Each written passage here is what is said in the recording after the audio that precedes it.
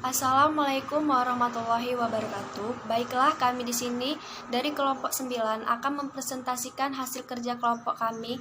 Saya sendiri Gita Septarina, NPM 19110031. Materi pertama saya sendiri akan membacakan yaitu tentang pengertian teori konseling behavior. Yaitu konseling behavior adalah salah satu dari teori-teori konseling yang ada pada saat ini. Konseling behavioristik yang menekankan perhatian pada perilaku yang tampak. Pada hakikat konseling merupakan sebuah upaya pemberian bantuan dari seseorang konselor pada klien. Bantuan di sini dalam pengertian sebagai upaya membantu yang lain memecahkan yang dihadapi dan mampu menghadapi krisis yang dialami. Menurut Muhammad Surya, mengungkapkan bahwa konseling merupakan bagian inti dari kegiatan bimbingan secara keseluruh dan lebih berkenan dengan masalah individu secara pribadi. Yang kedua yaitu sejarah konseling behavior. Konseling pertama kali di Amerika yang dipelopori oleh Jesse B. David tahun 1898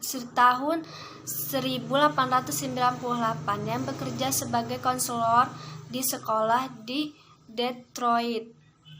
Faktor yang mempengaruhi perkembangan yang terjadi pada kajian psikologi. Surya mengungkapkan bahwa kekuatan tentu dalam lapangan psikologis telah mempengaruhi perkembangan konseling, baik dalam konsep maupun teknik perkembangan.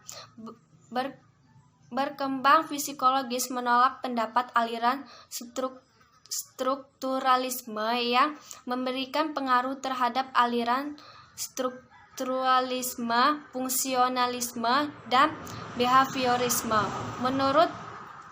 Menurut Dubios, yaitu suatu yang tidak dapat diobservasi secara nyata bagi aliran behaviorisme yang menjadi fokus perhatian adalah perilaku yang tampak karena persoalan psikologis adalah tingkah laku tanpa mengkaitkan konsepsi mengenai keadaan mentalisme. Baiklah, materi selanjutnya akan dibacakan oleh rekan saya. Terima kasih. Assalamualaikum warahmatullahi wabarakatuh. Perkenalkan, nama saya Cynthia Ulfastianingrum, NPM 19110022. Di sini saya akan melanjutkan presentasi dari saudari Cita. Yang pertama ada A. Konsep dasar teori konseling behavior. Konsep dasar dari behaviorisme adalah prediksi dan kontrol atas perilaku manusia yang tampak. Muhammad Surya memaparkan bahwa konsep behavioral yaitu perilaku manusia merupakan hasil belajar, sehingga dapat diubah dengan memanipulasi dan mengkreasi kondisi-kondisi belajar. Yang kedua ada B. Konsep dasar teori konseling keluarga. Di dalam terapi behavioral ditekankan tentang bagaimana mengubah perilaku anggota keluarga atau keluarga dengan memodifikasi gejala atau akibat dari suatu tindakan. Sekian dari saya. Yang selanjutnya akan dibacakan oleh saudari Elsie. Wassalamualaikum warahmatullahi wabarakatuh. Assalamualaikum warahmatullahi wabarakatuh. Nama saya Elsie Juliani, NPM 19110025. Di sini saya akan melanjutkan presentasi dari Cynthia Ulfa, yaitu C. Hakikat manusia dalam konseling behavior. Hakikat manusia dalam pandangan para behavioris adalah pasif dan mekanis. Manusia dianggap sebagai sesuatu yang dapat dibentuk dan diprogram sesuai dengan keinginan lingkungan yang membentuknya. Muhammad Surya menjelaskan tentang hakikat manusia dalam pandangan teori behavioris sebagai berikut. Dalam teori ini menganggap manusia bersifat mekanistik atau merespon kepada lingkungan dengan kontrol terbatas. Hidup dalam alam deterministik dan sedikit peran aktifnya dalam memilih martabatnya. Dapat disimpulkan dari anggapan teori ini bahwa perilaku manusia adalah efek dari lingkungan. Pengaruh yang paling kuat, maka itulah yang akan menentukan pendirian individu. Yang ada itu hubungan konselor klien. Untuk melihat hubungan konselor klien dalam setting konseling behavioral dapat kita perhatikan dari proses konseling behavioral.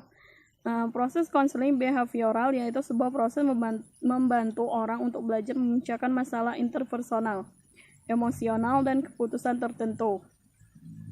Jika kita perhatikan lebih lanjut, pendekatan dalam konseling behavioral lebih cenderung direktif karena dalam pelaksanaannya konselor lah yang lebih banyak berperan. Peran konselor yang pertama itu menyebutkan tingkah laku maladaptif. Yang kedua, memilih tujuan-tujuan yang masuk akal. Yang ketiga, mengarahkan dan membimbing keluarga untuk merubah tingkah laku yang tidak sesuai. Penerapan teori tingkah laku ke dalam konseling keluarga menekankan 5 hal pokok.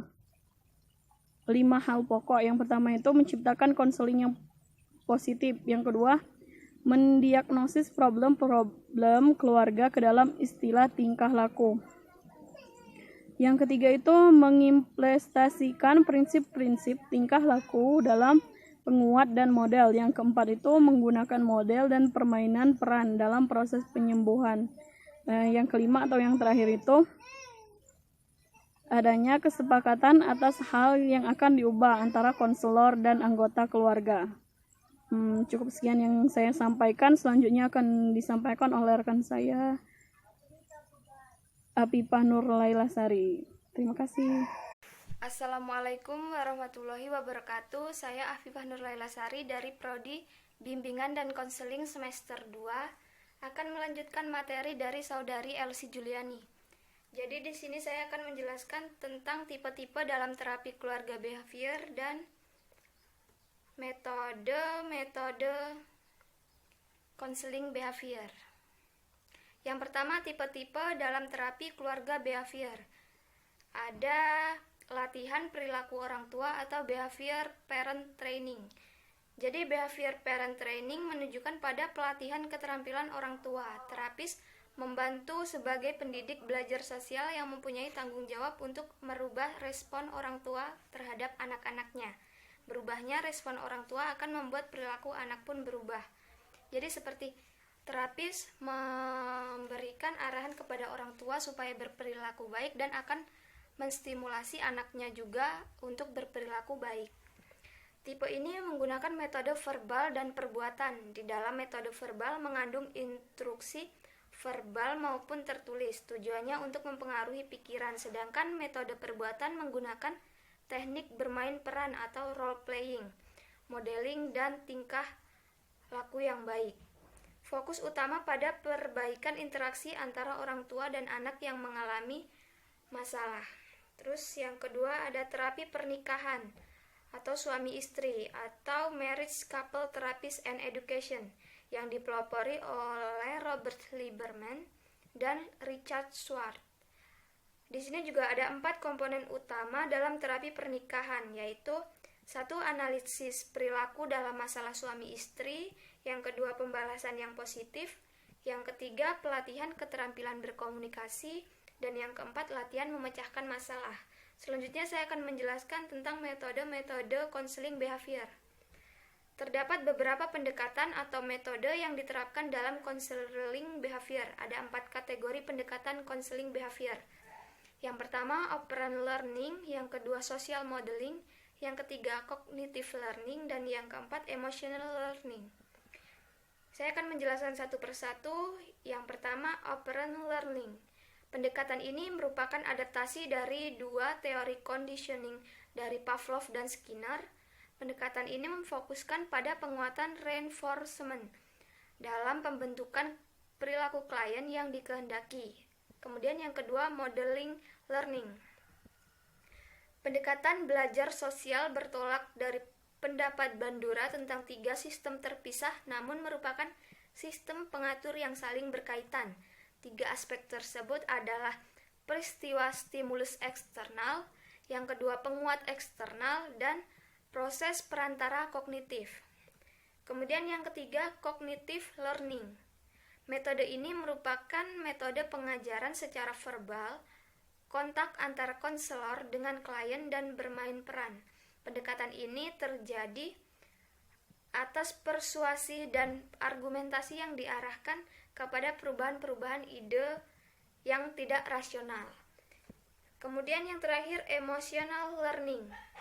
Emotional learning diterapkan pada individu yang mengalami kecemasan.